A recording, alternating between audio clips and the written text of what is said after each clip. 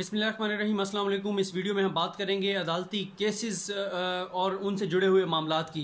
आसिफ अली जरदारी के ख़िलाफ़ जो तहरीक इंसाफ की दरख्वास्त है उनकी नाअहली के लिए, जिसमें ये दरख्वास्त में ये मौक़िफ़ अपनाया गया है, इख्तियार किया गया है कि आसिफ अली जरदारी ने अपनी कुछ जायदादें छुपाई थीं और उन जायदादों और असासों को छुपाने के वजह से उनको तायात नाअहल करार दे दिया जाए।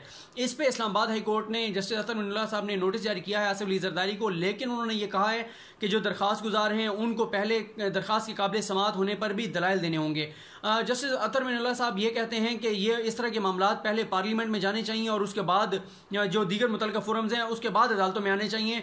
अदरवाइज़ अदालतों में पहले इतने ज़्यादा मुकदमात हैं तो अदालतों के काम का हर्ज होता है। लेकिन मसला ये है कि ये इस तरह के केसेस पार्लियामेंट के फोरम पे हल इसलिए नहीं हो सकेंगे क्योंकि अगर ये केस पार्लियामेंट में किसी फोरम पर चलेगा तो फिर पीपल्स पार्टी की जानब से कहा जाएगा कि ये इमरान खान की हुकूमत है और इमरान खान जो है वो इंतकामी कार्रवाई कर रहे हैं। और दूसरा ये है कि ये इस तरह के केसेस आम केसेस से ज़्यादा इंपॉर्टेंट इसलिए हैं कि इस तरह के केसेस में अवामी नुमाइंदों का मामला होता है। वो लोग होते हैं जो जिनके पास इख्तियार होता है, जिनके पास अवाम के टैक्स के पैसों के जो मामलात हैं वो उनके सपुर्द होते हैं, तो इसलिए इस तरह के केसेस ज़्यादा इंपॉर्टेंट होते हैं। और सुप्रीम कोर्ट अपने एक फैसले में कह चुकी है कि अगर किसी भी रुकने असम्बली के बारे में सुप्रीम कोर्ट के नोटिस में भी आ जाए कि उसने कोई चीज़ छुपाई है और वो आर्टिकल 62 पे पूरा नहीं उतरता, 62-63 पे, तो सुप्रीम कोर्ट आज खुद नोटिस लेके उसके खिलाफ कार्रवाई करके और उसे पार्लियामेंट से निकाल बाहर कर सकती है। तो इसलिए इस तरह के केसेस अदालतों को सुनने चाहिए। अगर अदालतें इस तरह के केसेस नहीं सुनेंगी तो फिर कोई और फोरम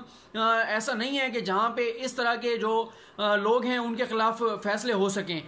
इसके अलावा दूसरी अहम खबर आसिफ अली जरदारी साहब से जुड़ी हुई है कि वो जो उनका फेक अकाउंट्स का मामला है, फेक अकाउंट्स के जरिए मनी लॉन्ड्रिंग का मामला है, उसमें जो रेफरेंस है, पहला रेफरेंस जो नैब ने दायर किया है उसकी समाअत 19 अप्रैल को होने जा रही है। जब ये केस समाअत के लिए मुकर्रर होगा, समाअत होगी, ये केस आगे बढ़ेगा तो इसमें बड़ी ही सनसनीखेज चीज़ें सामने आएंगी। आसिफ अली जरदारी के करीबी लोगों के नाम आएंगे, उनके जो फ्रंट मैन हैं उनके नाम आएंगे, सिंध हुकूमत के का कच्चा चटा खुल के सामने आएगा। सिंध हुकूमत में किस तरह से करप्शन हुई, किस तरह से अवाम के टैक्स का पैसा जो है वो लूट कर और उसके ऊपर करप्शन और किक बैक्स लेकर और वो बाहर मुंतकिल किए गए, इस तरह की सारी चीज़ें जो हैं वो सामने आएंगी। और बारहा आपको बताता हूँ कि डॉक्टर शाहिद मसूद साहब का वो जुमला कि सिंध की ज़मीनें आसिफ अली जरदारी का पनामा है, ये आपको नजर आएगा इस तरह के केसेस में।